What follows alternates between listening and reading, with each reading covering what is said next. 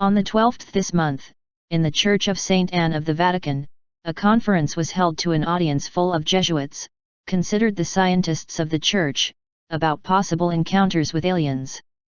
The conference presenters offered details about the most famous UFO incidents in history, but without confirming anything new, nor specifying what the Vatican has to do with ufology. Information from various sources had led ufologists and academics in recent years to conclude that the Vatican is very aware of such encounters with aliens and the UFO presence on our planet.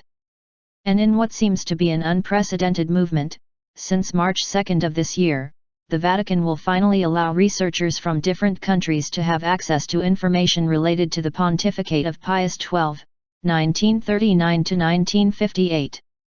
With this they want to end a long-term debate about their real role during the era of the Holocaust, although these documents also seem to describe cases of great interest to ufologists.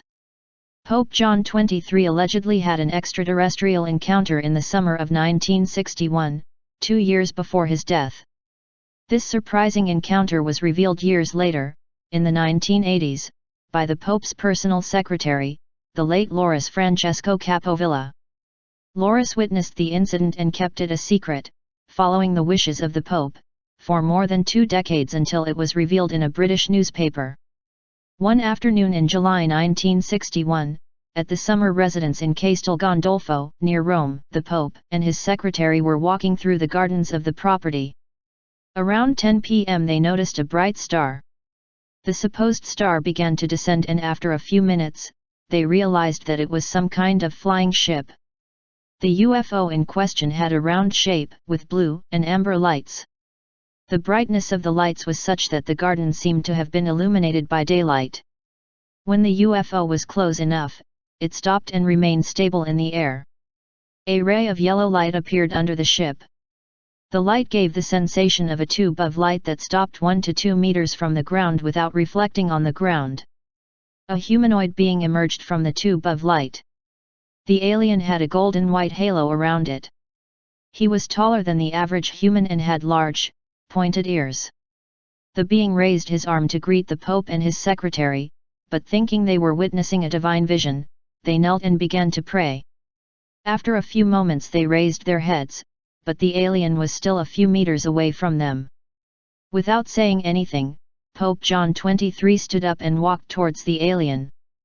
Loris remained silent on her knees watching the Pope and the alien talking. There is no information about what they talked about. From the available information we know that, although Loris could hear the Pope's voice, the conversation was telepathic. After communicating for about 20 minutes, the alien turned and left. The ship took off in complete silence. It is no secret that the Vatican has one of the largest historical archives in the world, with around 150,000 documents, so ufologists are very excited about the possibility of having partial access. But we should remember that the Vatican is not going to reveal important secrets about the UFO phenomenon, at least, at the moment. Since the conference commented on the idea of evangelizing aliens. Of course, things could change if scientists confirm the strange origin of the outer space radio signal that is repeated at regular intervals every 16 days. Don't you think?